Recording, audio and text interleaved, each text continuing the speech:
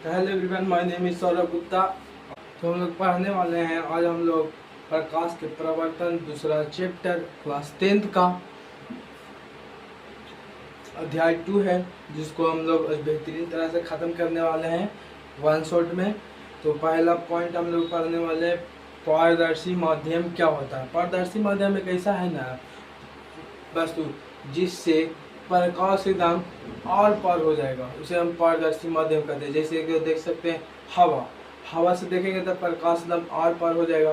कांच, कांच होता है ना, उसमें भी देखेंगे तो कांच में भी प्रकाश आर पार हो जाता है। और एक होता है केरोसिन तेल, केरोसिन तेल मतलब मिट्टी का तेल, इसको गाँव में बोलते हैं। उसमें भी देखें तो उसमें से भी प्रकाश आर पार हो जाता है। तो आज हम लोग पढ़ने वाले हैं उसी पारदर्शी माध्यम के बारे में।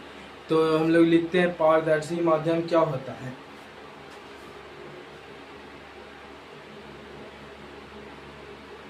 पारदर्शी, पारदर्शी, पारदर्शी माध्यम के बारे में आज हम लोग समझेंगे।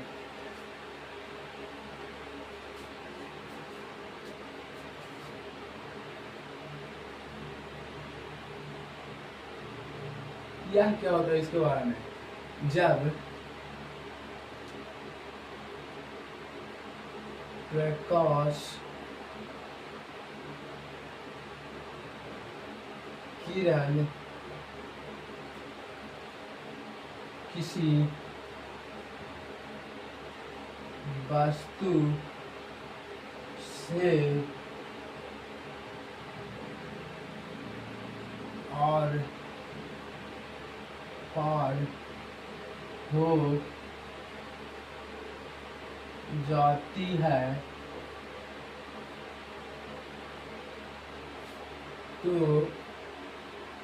हम उसे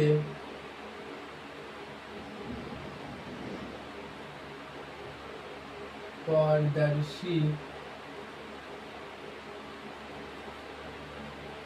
माध्यम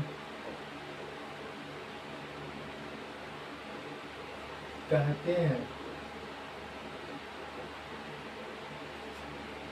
जैसा कि देखें कि जब किसी वस्तु से प्रकाश पार हो जाता है उसे हम पारदर्शी माध्यम कहते हैं। एग्जाम्पल में लिख सकते हैं, जैसे हवा, कांच, वायु लिखते हैं एग्जाम्पल में।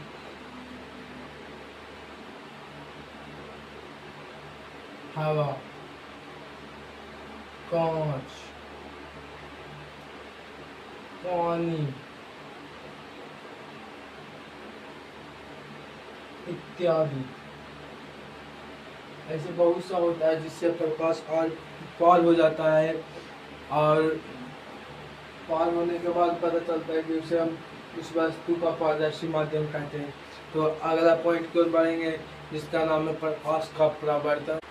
चलिए इसको उतार लिए होंगे। इसका अगला पॉइंट में पढ़ते हैं, प्रकाश का अपवर्तन क्या होता है। प्रकाश का अपवर्तन ये क्या होता है, इसके बारे में समझेंगे हम लोग। प्रकाश के अपवर्तन के बारे में। प्रकाश का अपवर्तन यह बहुत आसान है। जब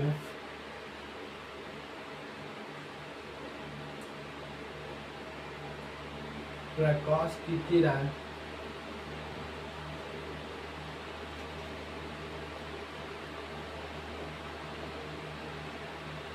एक पारदर्शी माध्यम से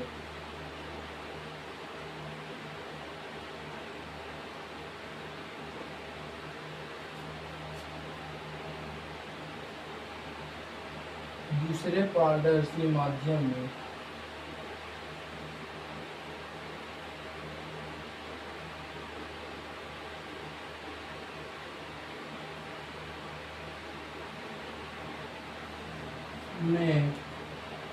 जाती है तो इसके दिशा में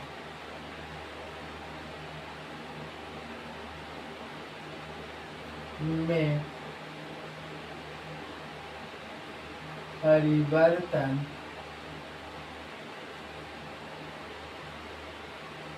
प्रकाश का अपवर्तन कहलाता है।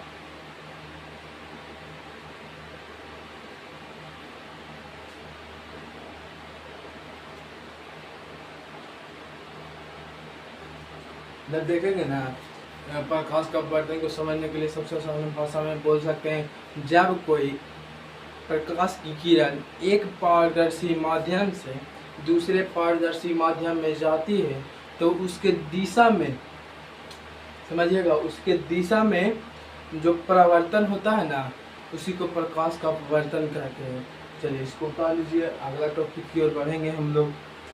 चलिए अगला टॉपिक की ओर हम लोग बढ़ते हैं, जिसका नाम है प्रकाशीय माध्यम। प्रकाशीय माध्यम दो प्रकार का होता है। प्रकाशीय माध्यम दो प्रकार का होता है, जिसमें पहला होता है विरल माध्यम, दूसरा होता है सघन माध्यम। तो इसको लिखते हैं।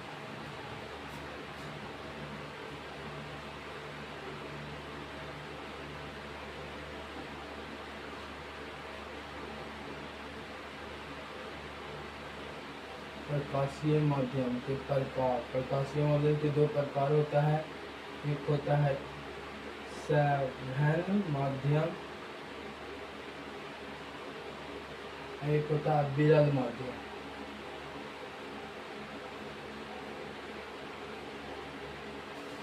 जो प्रकाशीय माध्यम है ना, उसका दो प्रकार होता है, एक पहला होता है सरल माध्यम और दूसरा होता है विरल माध्यम। तो इसको भी उतार लीजिए, फिर अगला पॉइंट की ओर बढ़ते हैं। चलिए उतार गया होगा तो इसका अगला पॉइंट में बढ़ते हैं। इसका नोट में लिख लीजिए, नोट में देख के लिखिए, नोट में लिखिए, जिस माध्यम में प्रकाश की चाल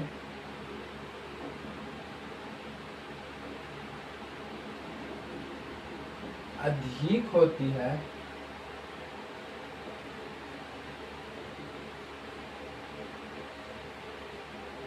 उसे विरल माध्यम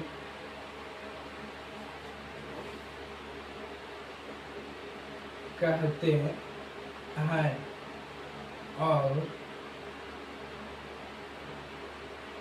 जिस माध्यम में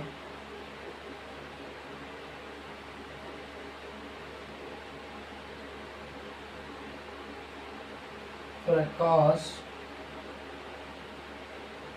की चाल कम होती है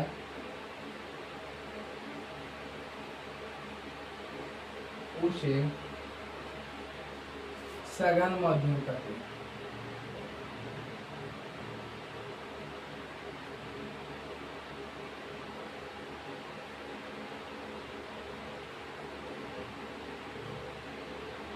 समझ गए? सरल माध्यम और विरल माध्यम सबसे आसान भाषा यही है, इसको परिभाषित कर सकते हैं। तो कह सकते हैं जिस माध्यम में प्रकाश की चाल सबसे अधिक होगी वह विरल माध्यम कहलाएगा, और जिस माध्यम में प्रकाश की चाल सबसे कम होगी उसको हम सघन माध्यम कहेंगे। इसको नोट कर लीजिए, फिर इसके बाद हम अगला पॉइंट की ओर बढ़ेंगे। चलिए तो कुछ माध्यमों को हम लिखते हैं और उसमें प्रकाश की चाल कितना होता है उसको भी लिखते हैं। तो पहला लिखेंगे निर्वात। निर्वात में प्रकाश की चाल कितना होता है? निर्वात में होता है ना प्रकाश की चाल 3,00,000 किलोमीटर प्रति सेकेंड। निर्वात देखेंगे ना, निर्वात में प्रकाश की चाल सबसे अधिक होता है, 3,00,000 किलोमीटर प्रति सेकेंड होता है निर्वात में प्रकाश की चाल। अब एक होता है इसके बाद जल में प्रकाश की चाल कितना होता है ये देखिए।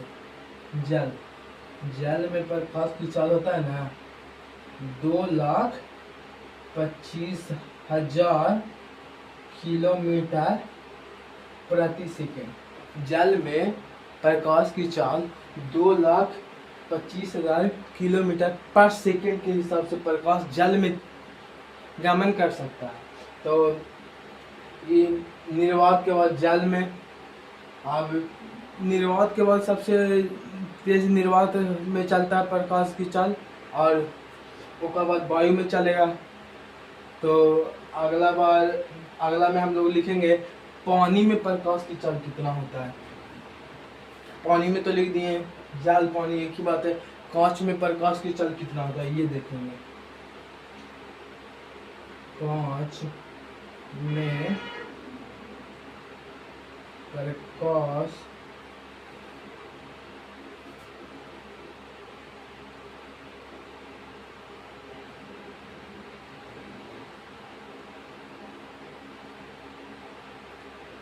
दो लाख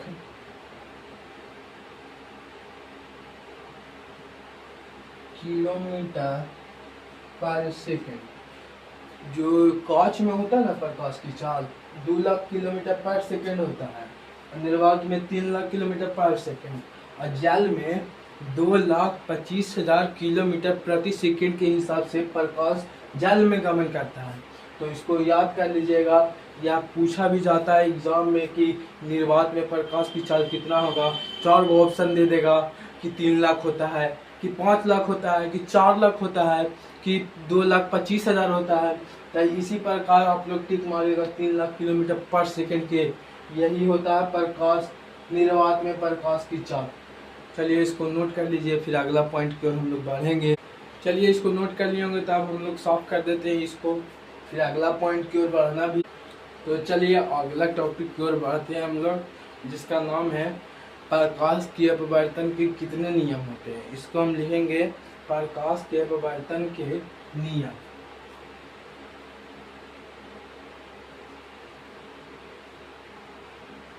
प्रकाश अपवर्तन के नियम। प्रकाश के अपवर्तन के नियम को हम समझेंगे। प्रकाश के अपवर्तन के 2 नियम ही होता है, तो इसके लिखते हैं प्रकाश के अपवर्तन के 2 नियम होते हैं। प्रकाश के अपवर्तन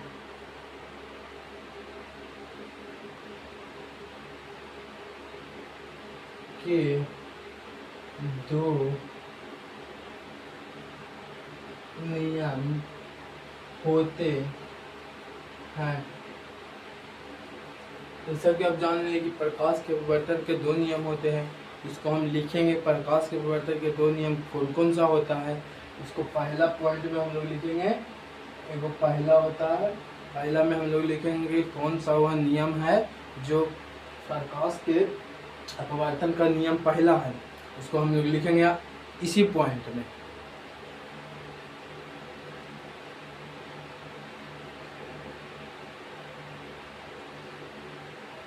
तो इसी पॉइंट में लिखने के लिए हम लोग का पहला लिखते हैं आपतित किरण। आपतित किरण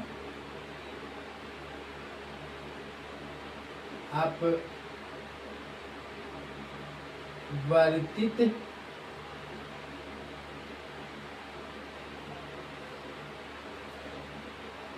किरण और अभिलंब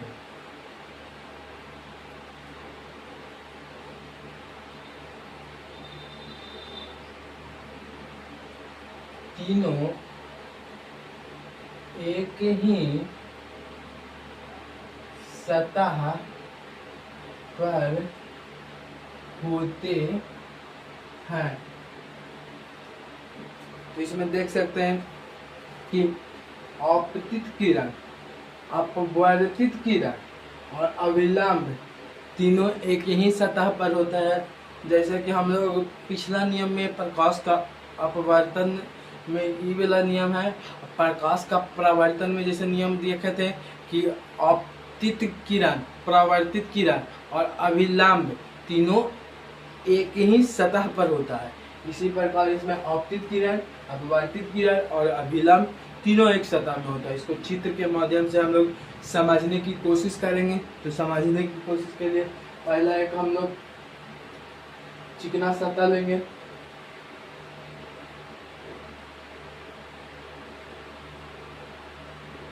तो इस पे आपतित किरण, इधर से आता हुआ वो किरण, अपवर्तित किरण, आपतित किरण, अपवर्तित किरण, और बीच में डाला हुआ अभिलंब।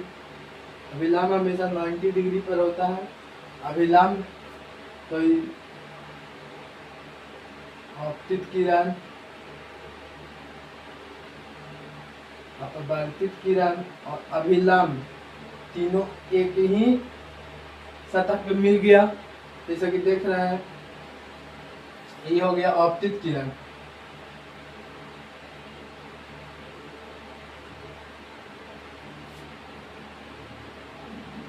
आपतित किरण,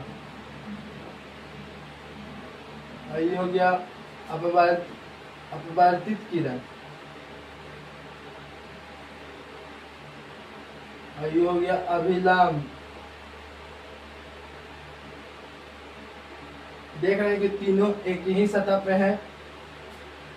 इसे यह है अपवर्तन का पहला नियम है, प्रकाश का अपवर्तन का पहला नियम। तो दूसरा नियम की ओर हम लोग बढ़ेंगे।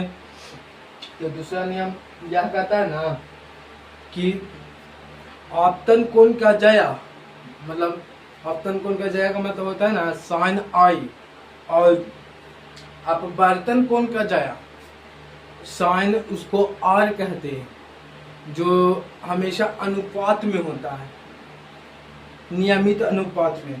तो इसको हम लोग लिखते हैं, ये नियमित अनुपात मतलब साइन आई, जैसे देखेंगे ना तो साइन आई बटा साइन आर इस रूप में होगा, और ये हमेशा नियतांक होता है, साइन आई बटा साइन आर। तो इस नियम को हम लिखते हैं, यह हमेशा अनुपात में होगा। तो लिखते हैं आपतित किरण, तो और आपतन, अपवर्तित किरण और अभिलंब तीनों एक दूसरे तक होता है। पहला नियम हो गया। दूसरा नियम होगा आपतन कोण, अपवर्तन कोण। आपतन कोण, कोण का जया मतलब साइन आई, और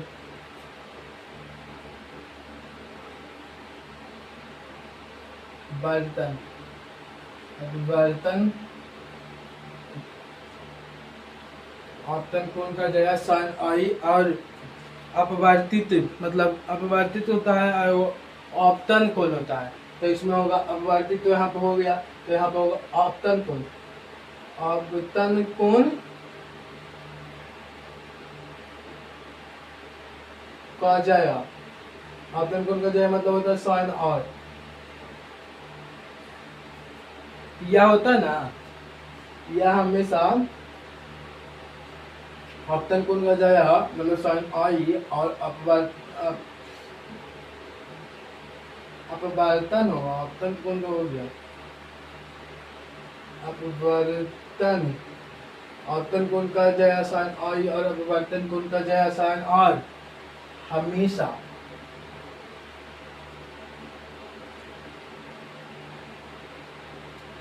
अनुपात में होता है। जैसे कि इसको देखिए, साइन आई बटा साइन आर, हमेशा अनुपात में होता है। और कैसा अनुपात में?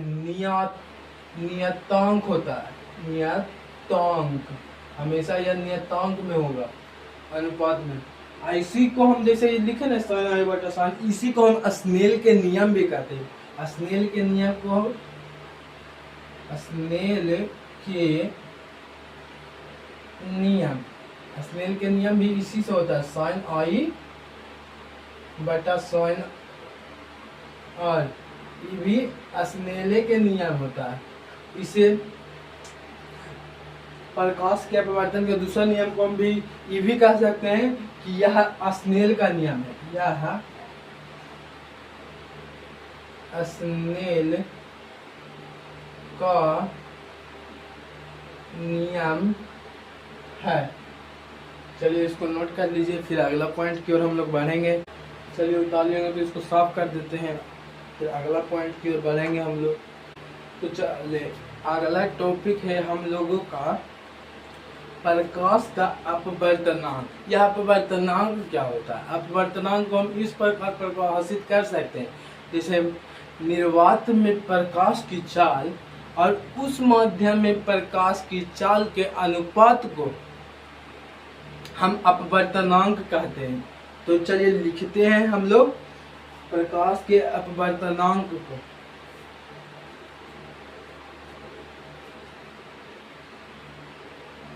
प्रकाश के अपवर्तनांक ये क्या होता है, इसको हम परिभाषित करेंगे। परिभाषा लिखिए, परिभाषा में लिखेंगे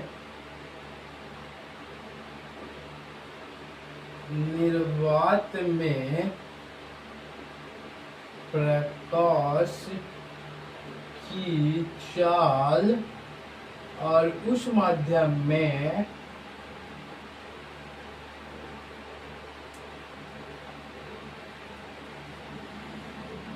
प्रकाश की चाल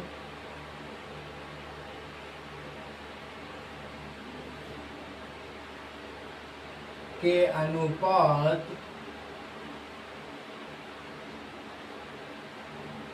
को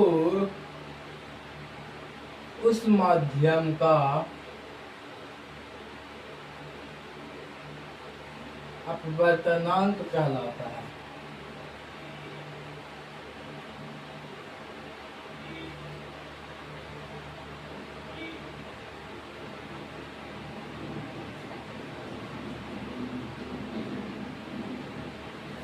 इसका फार्मूला भी होता है कि किस प्रकार इसको लिखा जाता है। तो इसको एकदम आसान भाषा में समझने के लिए इसको लिखते हैं, अर्थात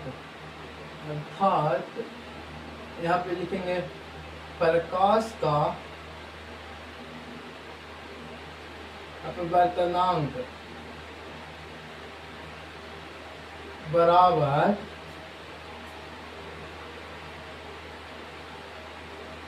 निर्वात में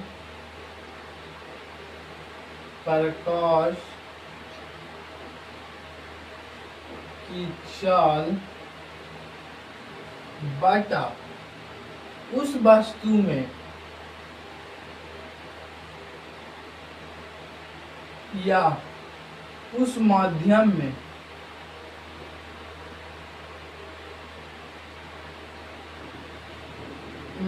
प्रकाश की चाल।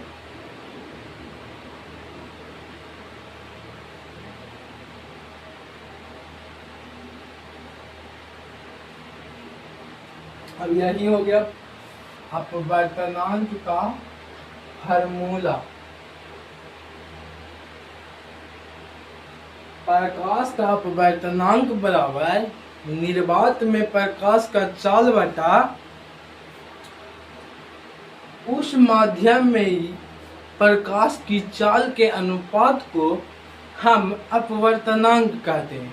तो चलिए इसको उतार लीजिए, फिर हम लोग कुछ अगला पॉइंट में बढ़ेंगे, जिसमें हम लोग लिखेंगे कुछ मतलब जैसे वायु में प्रकाश की चाल कितना होता है, जल में कितना होता है, कांच में कितना होता है, इस प्रकार हम लोग लिखेंगे। चलिए इसको उतार लीजिए।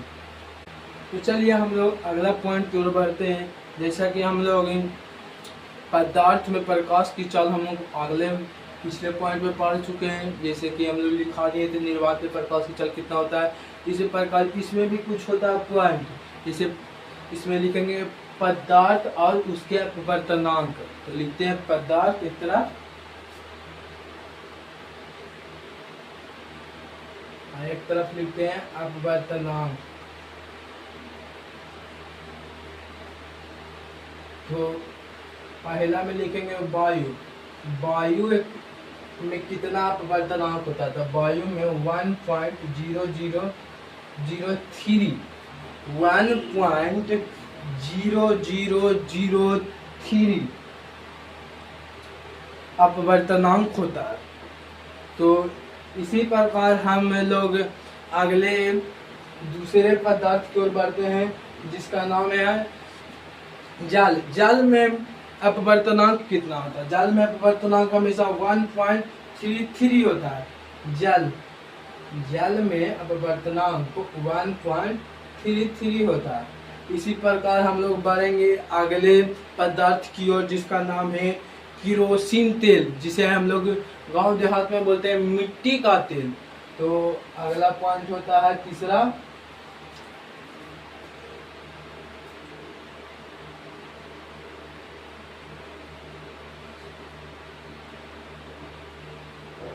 किरोसिन तेल का अपवर्तनांक होता है 1.44 किरोसिन तेल का अपवर्तनांक होता है।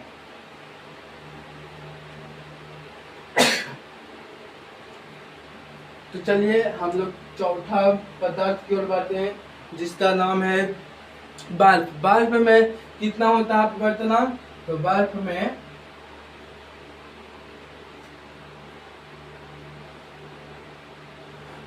में हमेशा 1.31%, मतलब 1.31 इतने अपवर्तनांक होते हैं बर्फ में। तो इसका अगला है कांच। कांच में कितना होता है अपवर्तनांक?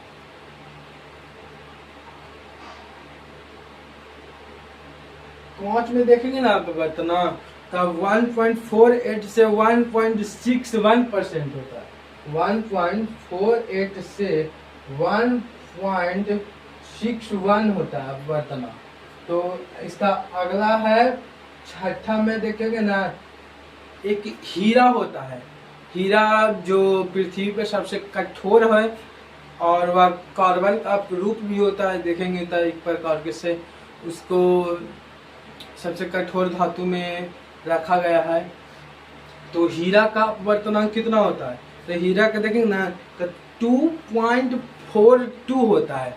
जैसे देखिएगा हीरा का अपवर्तनांक लिखिएगा, हीरा पदार्थ हो गया हीरा, अपवर्तनांक हो गया 2.42। तो इसी में कुछ क्वेश्चन इस प्रकार पूछ देगा एग्जाम में कि यहाँ पर क्वेश्चन लिख रहे हैं, किस पदार्थ का अपवर्तनांक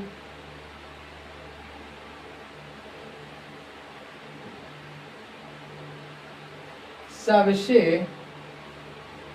कम होता है?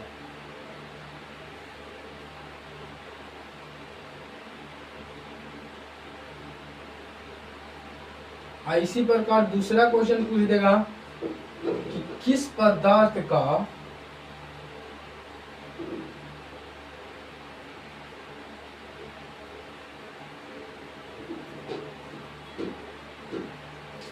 अपवर्तनांक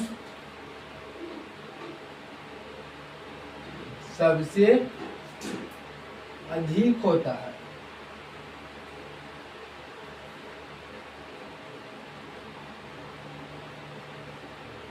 यह दो क्वेश्चन है, इसको बनाने की प्रयास करेंगे। यहाँ पर देख सकते हैं कि पदार्थ लिखा हुआ है उसका अपवर्तनांक, तो देख रहे हैं कि सबसे कम अपवर्तनांक किसका है? तो वायु का। तो इसमें कुछ पूछा किस पदार्थ का अपवर्तनांक सबसे कम होता है? तो सबसे कम वायु का होता है। कितना होता है वायु का अपवर्तनांक? 1.0003%।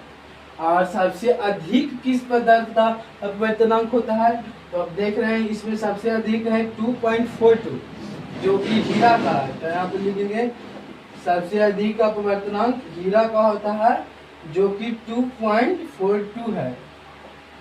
चलिए इसको उतार लीजिए, फिर हम लोग अगला पॉइंट की ओर बढ़ेंगे। चलिए इसको साफ कर देते हैं, फिर अगला पॉइंट की ओर बढ़ेंगे। तो चलिए अगला पॉइंट की ओर बढ़ते हैं जिसका नाम है अपेक्षिक अनुपात। यह क्या होता है? जब दो माध्यमों के निरपेक्ष अनुपात, जो दो माध्यम होता है ना उसमें निरपेक्ष अपवर्तनांक होता है, उसके अनुपात को हम लोग अपेक्षिक अपवर्तनांक कहते हैं। तो लिखते हैं अपेक्षिक अपवर्तनांक क्या होता है।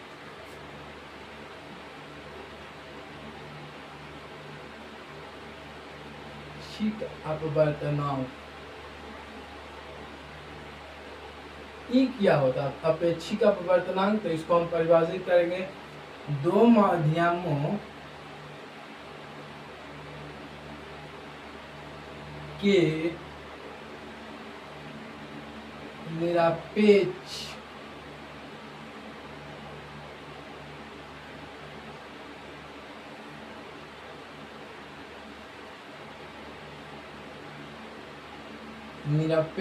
अपवर्तनांक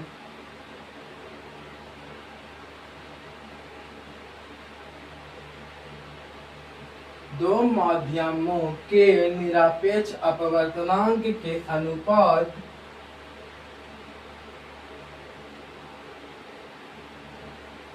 को अपेक्षिक अनुपात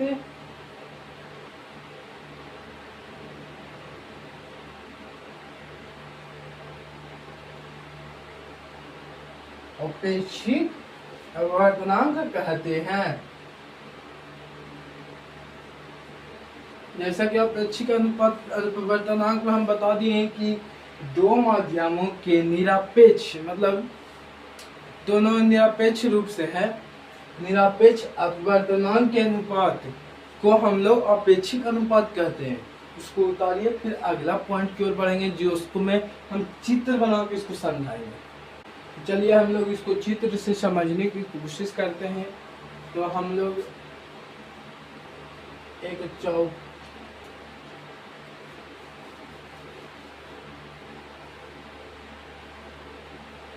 वर्ग बनाएंगे,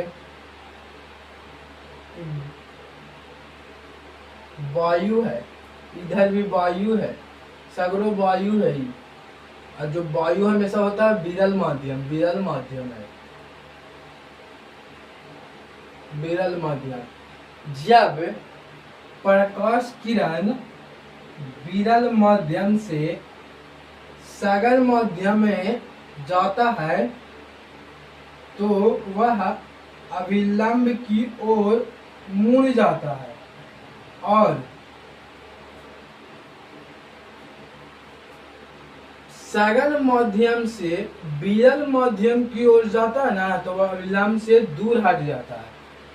ये तो आपको पता होगा कि जब प्रकाश की किरण सघन माध्यम से विरल माध्यम में जाती है तो वह अभिलंब से दूर हट जाती है, और विरल माध्यम से सघन माध्यम में आती है तो वह अभिलंब की ओर मुड़ जाती है। ये है, ये देखिएगा तो ये अभिलंब है, यहाँ पे भी अभिलंब है। यहाँ से आपतित किरण, प्रकाश की किरण आ रहा है जिसको हम आपतित किरण कहते हैं, आपतित किरण। और देखेंगे ना कि हम लोग ये निकलता है ना वास्तविक रूप से अभिलंब से दूर हटके, इसको हम लोग काल्पनिक रूप से मिलाएंगे। देखिएगा यहाँ पे डॉट डॉट करके काल्पनिक रूप से मिलाएंगे, और ये भी काल्पनिक रूप से मिलाएंगे। तो ये दोनों के बीच है ना, इसी को हम लोग निर्गत कोण कहते हैं, निर्गत कोण।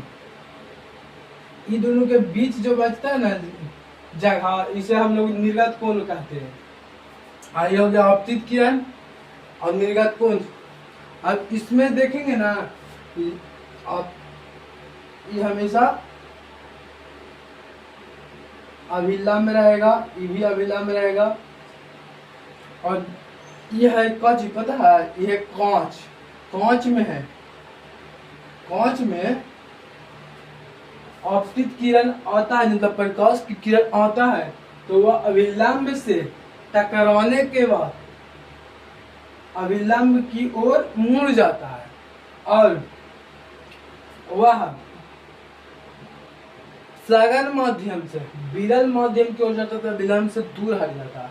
और ये दोनों को काल्पनिक रूप से मिलाएंगे ना, तो आप देखेंगे कि इन दोनों के बीच में कोण बनता है, जिसे हमें निर्गत कोण कहते हैं। इसी को हम लोग निर्गत कोण के नाम से जानते हैं। तो चलिए इसको बढ़िया से समझ गए होंगे, तो इसको हम लोग मिटा लेंगे। फिर अगला पॉइंट की ओर बढ़ेंगे हम लोग, जिसका नाम है पार्श्विक विस्थापन किसे कहते हैं। इस पार्श्विक विस्थापन को हम लोग अगले टॉपिक में पढ़ेंगे। इसको पहले उतार लीजिए। चलिए उतार लिया तो इसको साफ कर देते हैं। चलिए अगला पॉइंट है पार्श्विक विस्थापन किसे कहते हैं। तो यह है ना, आप देखेंगे ना, जैसे अभी बनाए थे ना, आपतित किरण और निर्गत कोण के बीच होता है ना लंबवत दूरी, उसी को हम लोग पार्श्विक विस्थापन कहते हैं। लिखते हैं पार्श्विक विस्थापन, विस्थापन। इसे हम लोग परिभाषित करेंगे पार्श्विक विस्थापन को, तो परिभाषा लिख के डैश देंगे। आपतन आपतित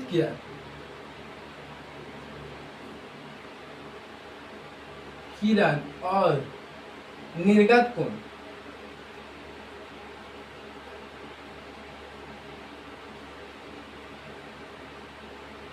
के बीच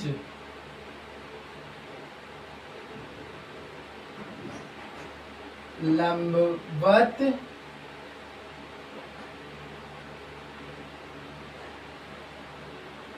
दूरी को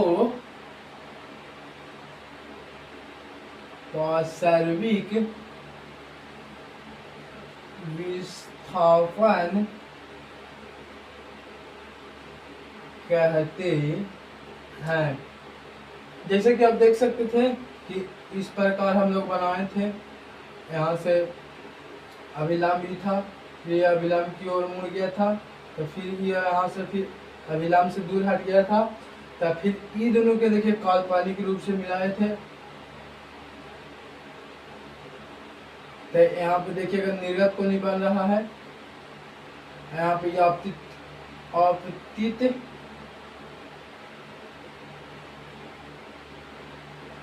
आपतित किरण था। तो इन दोनों के बीच में देखिए लंबवत दूरी है ना, इसी को हम पार्श्विक विस्थापन कहते हैं। विस्थापन कहते हैं। पार्श्विक विस्थापन इसी को कहते हैं। एकदम चित्र के सहायता से एकदम आसान भाषा में समझा दिया गया है।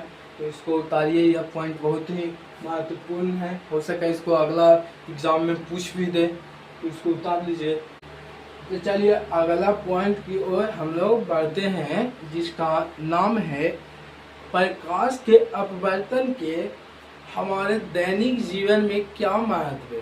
तो जैसे कि आप देख सकते हैं, हमेशा दैनिक जीवन में यह प्रतीत होता है, जैसे देखेंगे बाल्टी में रखा हुआ छड़ी टेढ़ा में यहाँ प्रतीत होता है।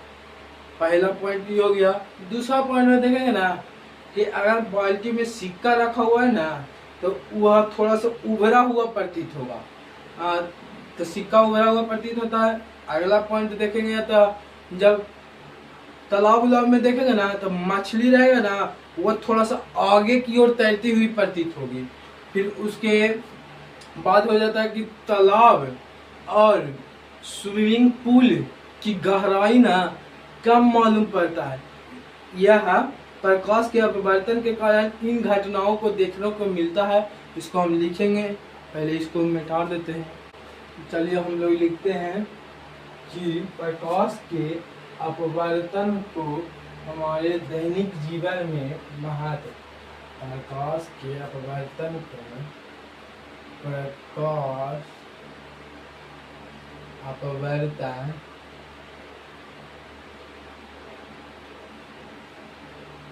हमारे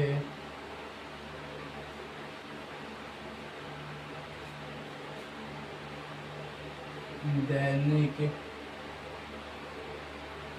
जीवन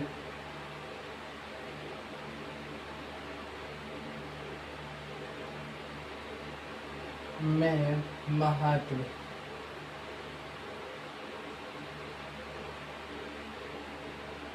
इसको हम पॉइंट में लिखेंगे। तो पहला पॉइंट हम लोग क्या बोले थे, पहला पॉइंट में हम लोग बोले थे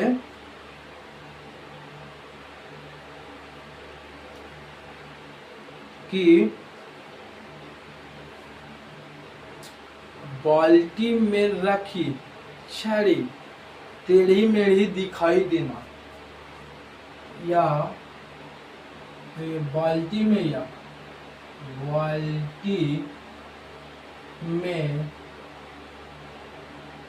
रखी छड़ी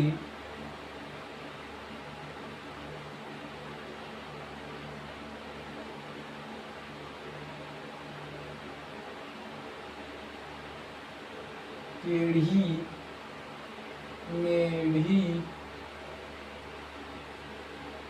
दिखाई देना, यही प्रकाश के अपवर्तन के कारण होता है कि हमारे जो पानी में रखा हुआ कुछ छड़ी उड़ी होता है ना, वह टेढ़ा मेढ़ा दिखाई देता है। तो आज दूसरा पॉइंट हम लोग बोले थे, पानी में रखा सिक्का दोहरा प्रतीत होना, ये भी प्रकाश के अपवर्तन के कारण होता है। फिर तीसरा पॉइंट की ओर बढ़ेंगे, जिसको हम कहे थे कि तालाब में मछली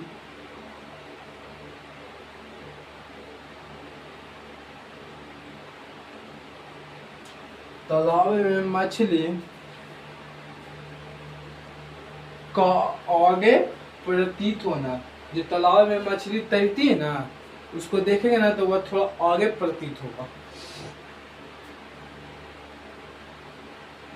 आगे प्रतीत होना, ये भी प्रकाश के अपवर्तन का कारण है। फिर तीसरा में हो गया, चौथा में देखेंगे ना कि तालाब की गहराई कम मालूम पड़ना, ये भी प्रकाश के अपवर्तन का ही प्रभाव है। तालाब की गहराई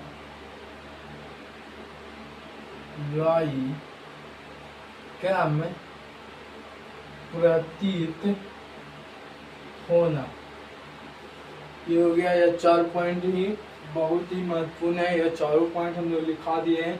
एक पॉइंट और लिख लीजिए, तारे का टिमटिमाना वायुमंडलीय अपवर्तनांक का कारण है।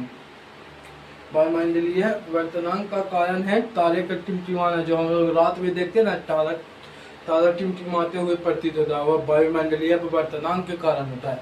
उसमें देखेंगे ना, वायुमंडल में कभी गर्म हवा, कभी ठंडा हवा, कभी गर्म हवा, कभी ठंडा हवा कर करके लेयर बना होता है। इसी प्रकार देखेंगे ना, हमारे आँख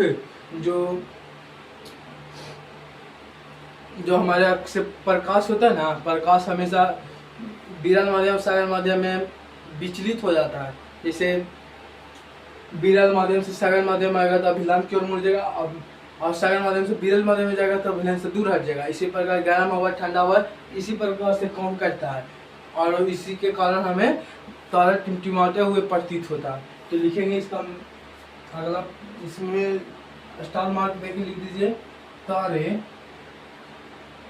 का टिमटिमाना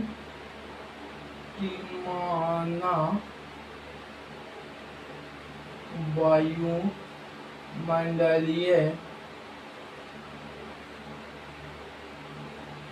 अपवर्तनांक का कारण है। चलिए इसको उतार लीजिए। फिर हम लोग अगला टॉपिक की ओर बढ़ेंगे, जो कि अगला टॉपिक बहुत ही महत्वपूर्ण है, लेंस। लेंस क्या होता है, इसके बारे में हम लोग जानेंगे अगला टॉपिक में। इसको लिख लीजिए, फिर लेंस को हम लोग दो भाग में बांटते हैं, जो उत्तल लेंस अवतल लेंस, इस प्रकार उन दोनों को भी हम लोग पढ़ेंगे। तो इसको लिख लीजिए, फिर चित्र के माध्यम से अवतल उत्तल लेंस के बारे में जानेंगे। चलिए इसको साफ कर देते हैं, फिर अगला पॉइंट की ओर हम लोग बढ़ेंगे।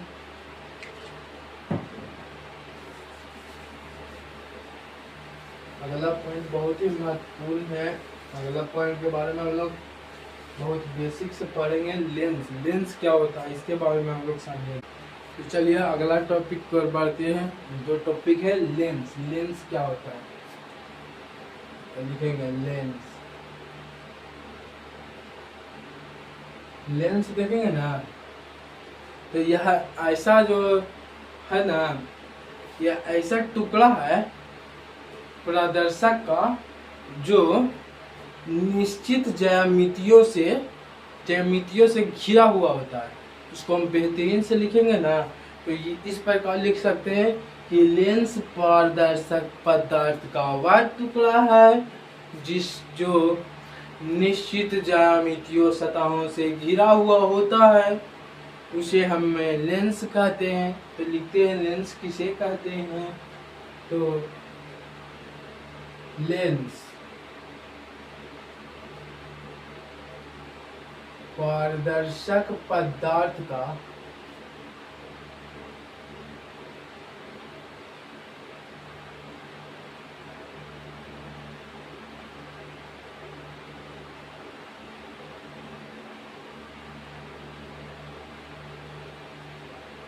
वह टुकड़ा है जो निश्चित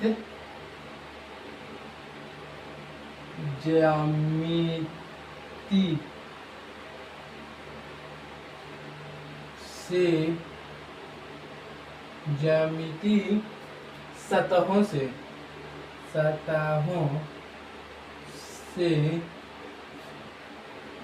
घिरा होता है। लेंस है ना, वो हमेशा निश्चित ज्यामितीय सतह से घिरा होता है। इसमें देखेंगे ना, लेंस के मुख्य कितने सतह होते हैं, लेंस के हमेशा 5 सतह होता है और 5 ही सतह से घिरा हुआ होता है। इसको लिख लेंगे लेंस 5 सतहों से घिरा होता है। लेंस को देखेंगे तो वह हमेशा 5 सतह से घिरा हुआ होता है। फिर यही लेंस दो प्रकार का होता है, पहला होता है उत्तल लेंस, फिर दूसरा होता है अवतल लेंस। तो लिखेंगे लेंस के प्रकार, लेंस के प्रकार। लेंस के दो प्रकार होता है, पहला होता है उत्तल लेंस, फिर हो जाता है दूसरा अवतल लेंस। इसको हम देखेंगे ना, तो उत्तल लेंस देखेंगे ना तो इस प्रकार का होगा।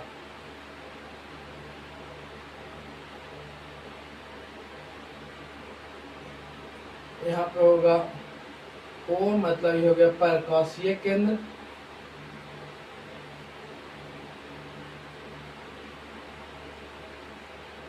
ये हो गया, देखेंगे ना तो ये होगा उत्तल लेंस, उत्तल लेंस।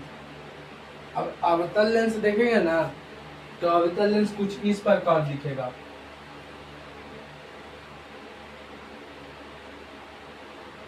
बीच में होगा यहाँ पे O, यानी प्रकाशीय केंद्र। ये हो गया अवतल लेंस।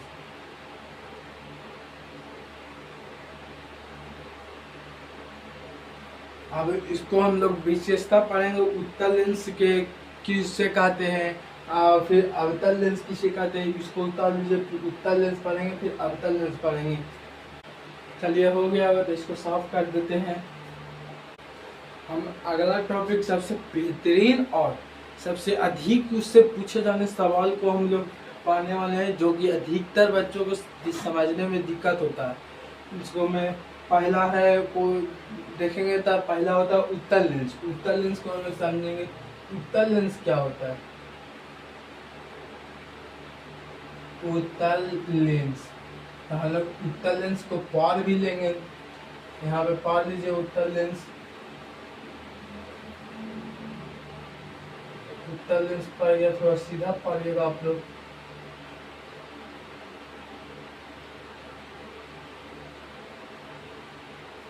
अब बीच में देखेंगे ना तो यहाँ पे वो होता है जिसे हम लोग कहते हैं प्रकाशीय केंद्र।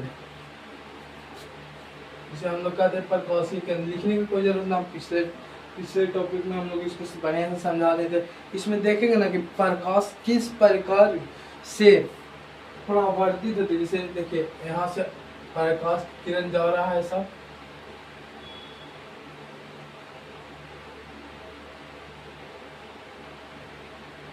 सब लेंस से टकराइला के बाद ना यहाँ एक बिंदु पर सब आके मिल जाएगा।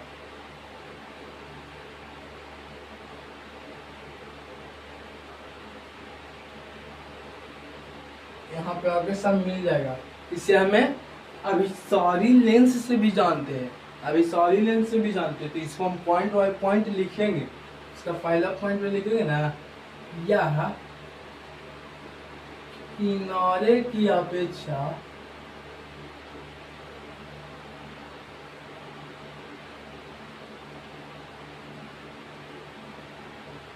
बीच में मोटा होता है। जैसे कि आप देख सकते हैं कि यह इसका किनारा, किनारे का अपेक्षा बीच में देख रहे हैं मोटा है। अब इसको हम इस प्रकार भी लिख सकते हैं कि यह हमेशा काल्पनिक या सीधा प्रतिबिंब नहीं बनाता। यह हमेशा भी दोनों प्रकार का प्रतिबिंब बनाएगा। वास्तविक भी बना सकता है, काल्पनिक भी प्रतिबिंब बना सकता है। तो इसको लिखेंगे। इसका दूसरा पॉइंट, यह वास्तविक एवं काल्पनिक दोनों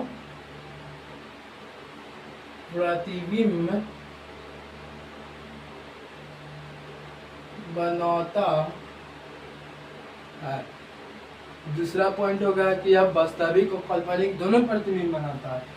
तीसरा पॉइंट लिखेंगे ना, इसे अभिसारी लेंस भी कहते हैं। तीसरा पॉइंट भी लिखेंगे ना, इसे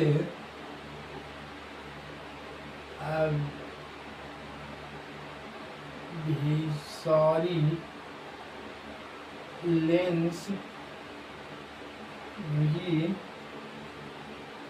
कहते हैं। इसका यह पॉइंट होगा कि यह अभिसारी लेंस भी इसको कहते हैं। इसमें देखिएगा ना तो इसका क्षमता ना बहुत अधिक होता है। इसका क्षमता देखिएगा ना, इसका क्षमता बहुत अधिक होता है।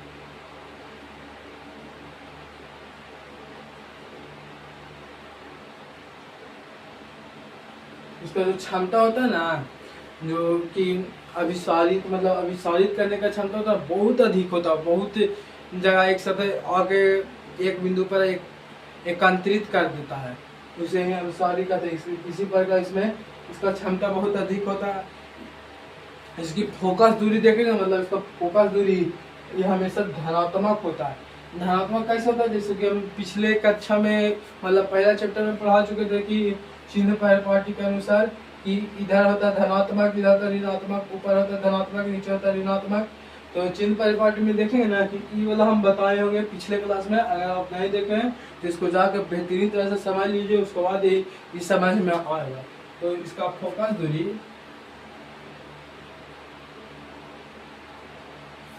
दूरी धनात्मक होता है। इसका जो फोकस होता है ना हमेशा धनात्मक होता है। और यह एकदम बेहतरीन तरह से बता दिया गया है। इसका मुख्य 5 वो पॉइंट है। इसी 5 पॉइंट से एग्जाम में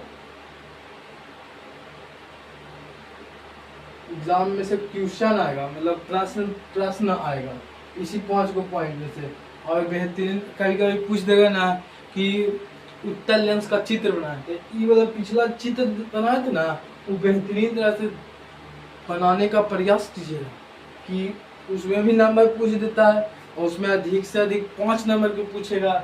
इस सब क्वेश्चन है ना एकदम 5 नंबर के पूछेगा, तो इसको बेहतरीन तरह से करेंगे तो 5 नंबर आपको और बढ़ जाएगा।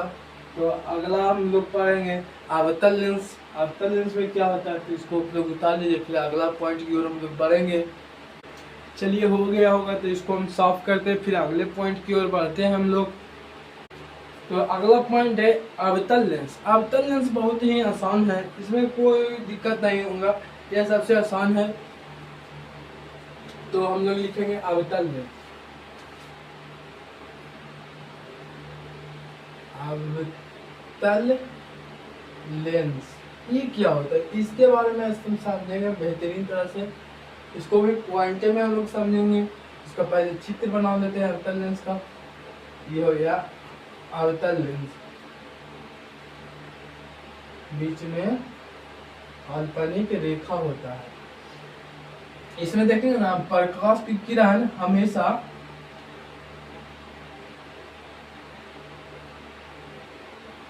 मुड़ जाती है, मुड़ जाएगी नीचे की ओर चाहे ऊपर की ओर, प्रकाश की किरण मुड़ जाएगी। तो इसको हम पॉइंट में लिखेंगे। पहला पॉइंट लिखेंगे ना कि यह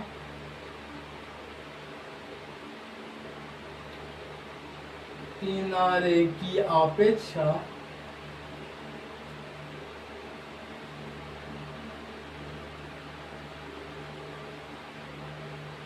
बीच में पतला होता है। जैसे कि आप देख रहे हैं किनारे के अपेक्षा बीच में है ना पतला, इसी प्रकार के किनारे के अपेक्षा बीच में पतला होता है। अगला पॉइंट है ना कि यह हम हमेशा समांतर किरण को अपसारित कर देता है। मतलब देखेंगे ना तो अपसारित करने का कार्य करता है, इसीलिए इसे अपसारी लेंस भी कहते हैं। तो इसे अपसारी लेंस भी कहते हैं। इसका देखेगा ना इसका क्षमता होगा ना जो उत्तल लेंस होता है ना उसका उत्तल लेंस से कम होगा। तो इसका क्षमता लिख दीजिए तीसरा पॉइंट में। इसका क्षमता कम होता है। फिर अगला पॉइंट को चौथा में बढ़ेंगे। यह देखेगा ना यह हमेशा काल्पनिक प्रतिबिंब बनाएगा, कभी नहीं वास्तविक प्रतिबिंब बनाएगा। यह हमेशा काल्पनिक प्रतिबिंब बनाएगा। यह काल्पनिक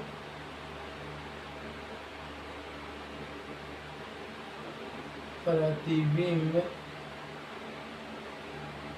बनाता है। पांचवा में देखें ना इसका फोकस दूरी होता है ना जो ऋणात्मक होता है हमेशा, क्योंकि इसका प्रतिबिंब इस साइड जैसे हम चिन्ह पर देखेंगे ना ये प्लस होगा माइनस होगा, प्लस होगा माइनस होगा, ऊपर में प्लस हो जाएगा फिर नीचे में माइनस हो जाएगा। तो इसमें देखेंगे ना तो इसका प्रतिबिंब इस साइड बनेगा, तो ये हमेशा बनेगा ऋणात्मक बनेगा। और कैसा बनेगा काल्पनिक, मतलब ऋणात्मक और काल्पनिक बनेगा इसका प्रतिबिंब हमेशा। तो चलिए अगला पॉइंट की ओर इसको लिखते हैं बेहतरीन तरह से। इसका फोकस दूरी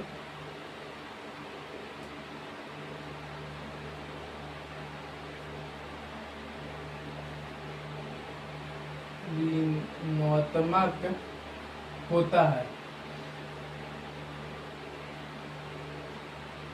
इसका फोकस एरिया हमेशा ऋणात्मक होगा। चलिए इसी 5 में से उत्तल लेंस का भी क्वेश्चन एग्जाम में आ जाएगा।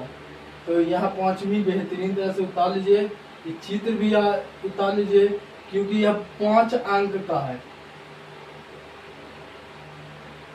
5 अंक का ही पूछा जाएगा। 5 नंबर का बोर्ड एग्जाम में भी हो सकता है, या स्कूल में एग्जाम होता है उसमें भी पूछ देगा। तो इसको उतार लीजिए बेहतरीन तरह से। इस पॉइंट में ही हम लिखेंगे ना तो कभी नहीं नंबर इस हम काटेगा। पॉइंट में हम कभी हमेशा लिखने का प्रयास कीजिए पॉइंट में। चलिए इसको उतार लीजिए, फिर अगला टॉपिक की ओर बढ़ेंगे। चलिए इसको मिटा देते हैं, साफ कर देते हैं, फिर अगला पॉइंट की ओर बढ़ेंगे भी। चलिए तो इस टॉपिक में हम लोग पढ़ेंगे लेंस के प्रकार। लेंस तो हम लोग पढ़े, लेंस 2 प्रकार का होता है। इसमें हम लोग पढ़ेंगे लेंस प्रकार, मतलब उत्तल लेंस के कितने प्रकार होते हैं और अवतल लेंस के कितने प्रकार होते हैं। इसमें हमेशा देखेंगे तो उत्तल लेंस के भी 3 प्रकार ही होता है और अवतल लेंस का भी 3 ही प्रकार होता है। तो इसको हम लोग बेहतरीन तरह से लिख के समझेंगे चित्र की सहायता से। लेंस के प्रकार,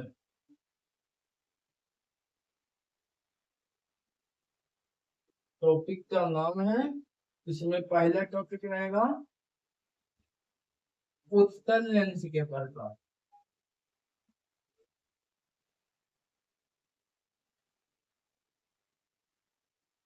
उत्तल लेंस के प्रकार के बारे में जानेंगे। इसमें पहला लेंस होता है उत्तल लेंस के, पहला लेंस मतलब उत्तल लेंस के 3 लेंस होता है। उसमें पहला लेंस होता है ना उभयोत्तल लेंस, उभयोत्तल लेंस ये किसे कहते हैं? उभयोत्तल लेंस को देखेंगे ना, जो उभयोत्तल लेंस होता है ना, इसमें देखेंगे ना तो एक भाग देखेंगे ना तो इसका एक भाग, इसका 2 भाग होगा, हमेशा 2 भाग होगा। और दोनों भाग देखेंगे ना तो उत्तल ही होगा, उसका दोनों भाग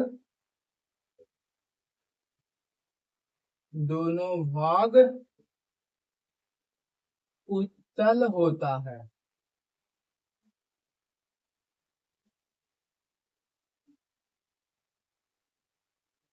जिसका दोनों भाग उत्तल होगा ना उसे उभयोत्तल कहेंगे। उभयोत्तल का चित्र देखिएगा ना तो इसको आप समझ में आ जाएगा कि किसे उभयोत्तल कहेंगे।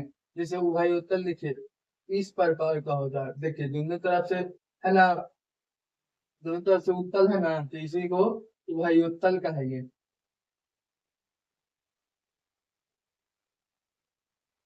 इसी को उभयोत्तल कहेंगे। दूसरा होता है ना, दूसरा कहेगा समतलोत्तल। समतलोत्तल, समतलोत्तल लेंस किसे कहेंगे? समतलोत्तल लेंस में देखेंगे ना,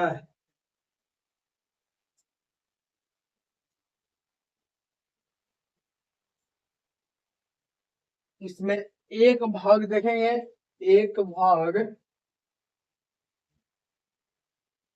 उत्तल और एक भाग समतल होता है।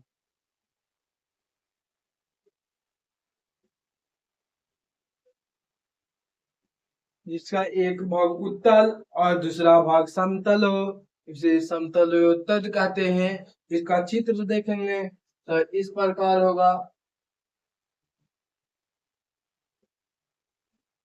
ये हो गया समतलोत्तल, इसका चित्र है। फिर तीसरा में देखेंगे ना तो तीसरा सबसे आसान है, अवतलोत्तल। अवतलोत्तल लेंस, इसका एक भाग होगा उत्तल और एक भाग होगा अवतल। इसमें दोनों भाग, जैसे पहला देखे ना तो दोनों भाग उत्तल होता है तो उसको उभयोत्तल कहते हैं। जिसका एक भाग समतल और एक भाग उत्तल होता है उसके समतलोत्तल कहते हैं। और जिसका अवतलोत्तल किसे कहेंगे, जिसका एक भाग उत्तल और दूसरा भाग अवतल हो। इसमें एक भाग उत्तल, दूसरा भाग अवतल हो, उसे ही सम अवतलोत्तल कहेंगे। अवतलोत्तल के चित्र देखेंगे ना तो कुछ इस प्रकार होगा।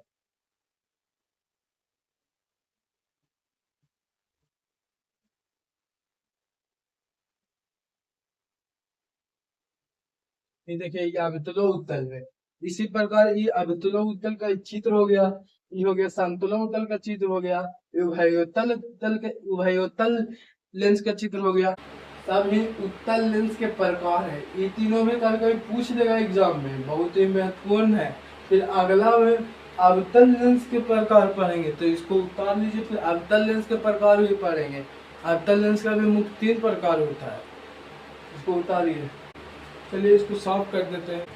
और इस टॉपिक का बेहतरीन क्वेश्चन भी इसी से आता है।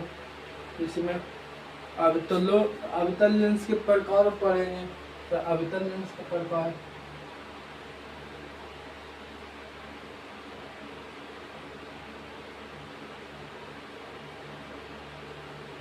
यह भी मुख्य 3 प्रकार का होता है। पहला देखेंगे तो उभयवत्तल होगा। पहला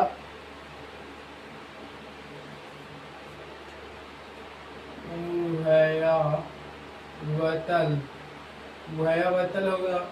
दूसरा देखेंगे तो दूसरा होगा ना समतलावत्तल।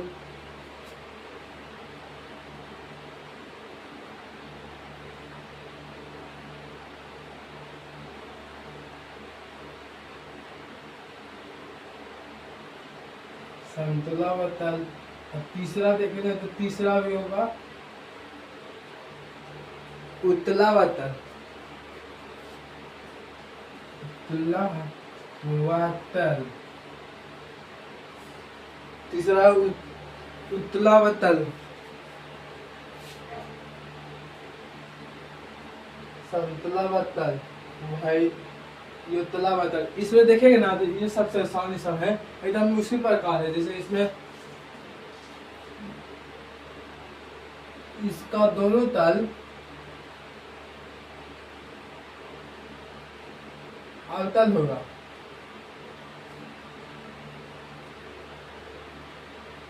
अवतल होगा, जैसे देखिए या इस प्रकार दोनों तल अवतल है ना। ये हो गया इसका उभयवत्तल का चित्र। अब इसमें देखेगा समतलावत्तल में देखेंगे ना तो इसका एक तल समतल, दूसरा तल उत्तल, दूसरा तल अवतल होगा।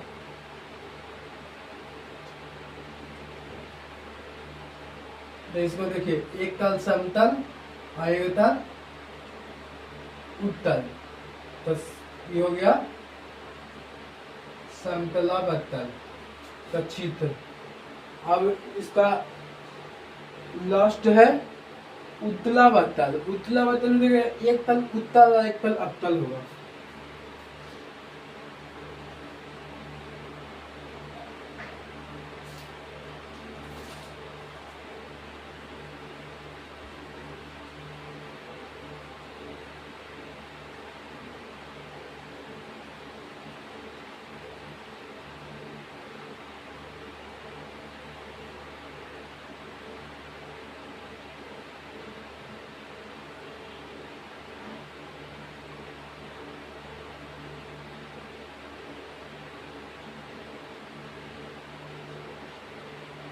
देख लीजिए उत्तलावत्तल का चित्र, इसको उतार लीजिए। फिर अगला पॉइंट की ओर बढ़ेंगे। अगला पॉइंट, चलिए अगला पॉइंट है लेंस की शक्ति या क्षमता। ये क्या होता है इसको हम फार्मूला में समझा देंगे। लेंस की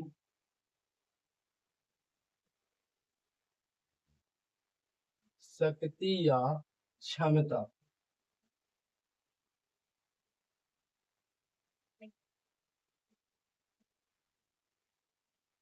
देखो ना, लेंस की शक्ति, लेंस की शक्ति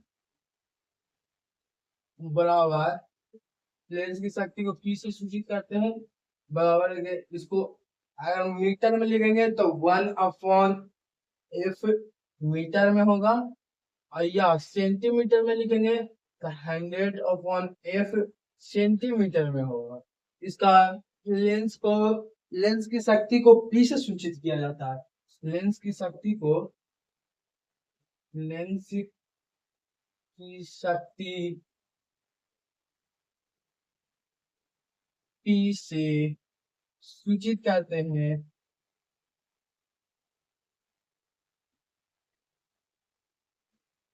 और इसको देखेंगे तो लेंस की शक्ति का इसे मात्रक डायोप्टर होता है। लेंस की शक्ति का SI मात्रक डायोप्टर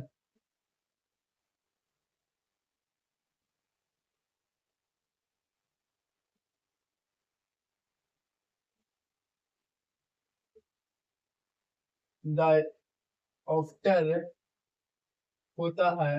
डायोप्टर या मीटर इनवर्स होता है। डायोप्टर या मीटर इनवर्स होता है।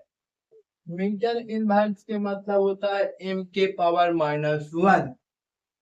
इसे ही हम मीटर इनवर्स कहते हैं। चलिए तो इसको हमें फार्मूला भी लिख सकते हैं, यानी 1D बराबर 1 मीटर इनवर्स। जैसे कि देख सकते हैं 1D बराबर 1 मीटर इनवर्स, ये हो गया फार्मूला। लेंस की शक्ति का फार्मूला, सूत्र, या एक ही बात है, सूत्र बोलिए फार्मूला बोलिए। फिजिक्स में फार्मूला बहुत ही इम्पोर्टेंट होता है। इसको उतारिए, फिर अगला टॉपिक की ओर हम लोग बढ़े हैं, जिसका नाम है आवर्धन। आवर्धन किसे कहते हैं इसको जानेंगे, और चिन्ह परिपाटी किसे कहते हैं इसको जान के फिर इस क्लास को अंत किया जाएगा। चलिए इसको मिटा देते हैं। चलिए हम लोग पढ़ने वाले हैं इस टॉपिक का, इस क्लास का दूसरा टॉपिक, जिसका नाम है आवर्धन। आवर्धन क्या होता है, आवर्धन के बारे में जानेंगे। आवर्धन, इसको भी हम पिछले क्लास में भी पढ़ा चुके हैं, इस क्लास में भी पढ़ा देने की रिवीजन हो जाएगा। तो इसमें देखिए ना, वास्तु, वास्तु ना, यदि इसमें देखेंगे ना तो प्रतिबिंब की ऊंचाई और वस्तु के ऊंचाई के अनुपात को आवर्धन कहते हैं। तो इसके देखिए लिख सकते हैं, प्रतिबिंब की ऊंचाई, प्रतिबिंब की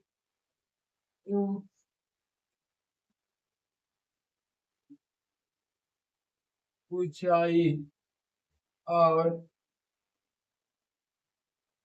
और वस्तु की ऊंचाई के अनुपात को आवर्धन कहते हैं। आवर्धन को m से सूचित किया जाता है, इसका V/U होता है सूत्र।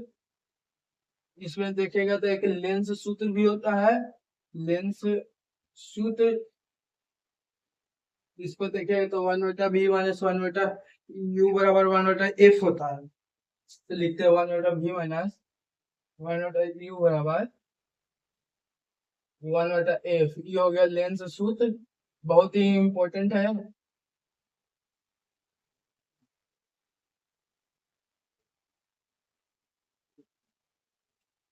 इस क्लास को बहुत ही इंपॉर्टेंट है ये वाला सूत्र, 1/V माइनस 1/U बराबर 1/F। इसको हम लेंस सूत्र कहते हैं। तो अगला इसका लास्ट टॉपिक हम लोग पढ़ने वाले हैं चिन्ह परिपाटी। चिन्ह परिपाटी क्या होता है? तो चिन्ह परिपाटी में होता है बहुत आसान, ये भी पिछला क्लास में पढ़ा दिया गया था। चिन्ह परिपाटी, चिन्ह परिपाटी एक प्रकार का बहुत ही आसान टॉपिक है। इसको हम ऐसे ही समझा देते हैं, चिन्ह परिपाटी लिख के। चिन्ह परिपाटी, उसको देखिए इसे पढ़ दिए। यहाँ पे देखिएगा तो ओ होगा, ये प्रकाशीय केंद्र होगा, इसको हम लोग प्रकाशीय केंद्र कहते हैं। प्रकाशीय केंद्र लेंस में, इसको हम लोग लेंस में प्रकाशीय केंद्र कहते हैं। और जब हो जाएगा ना दर्पण, तो दर्पण में इसको हम लोग कहेंगे ना ध्रुव, तो उसको प्रकाशीय केंद्र कहते हैं। इधर देखिएगा तो इधर ऋणात्मक होगा, इधर धनात्मक होगा, इस साइड भी जब ऊपर की ओर रहेगा ना तो ऊपर की ओर धनात्मक होगा, ऊपर की ओर रहेगा तो धनात्मक होगा, और नीचे की ओर रहेगा तो ऋणात्मक होगा। एक्स अक्ष एक्स डैश वाई डैश, इसको समझा दे रहा हूँ। सबसे आसान है, सबसे छोटा टॉपिक है, इसमें कोई झंझट नहीं है, सबसे आसान तरह से समझा दिया गया है। चलिए इस क्लास को हम लोग यहीं पे अंत करते हैं, और फिर हम लोग अगले क्लास में मिलेंगे, जिस चैप्टर का नाम है मानव नेत्र और रंग बिरंगे संसार। यह बहुत ही बेहतरीन चैप्टर है, इसमें बहुत ही महत्वपूर्ण टॉपिक पढ़ना है, जिससे हम लोग बोर्ड परीक्षा में बेहतर अंक प्राप्त कर सकते हैं। तो इस क्लास को बेहतरीन तरह से लाइक शेयर एंड कमेंट जरूर करें, और इस चैनल को सब्सक्राइब कर लें, क्योंकि इसी प्रकार वीडियो आते रहेगा और बेहतरीन तरह से कॉन्सेप्ट क्लियर होते रहेगा।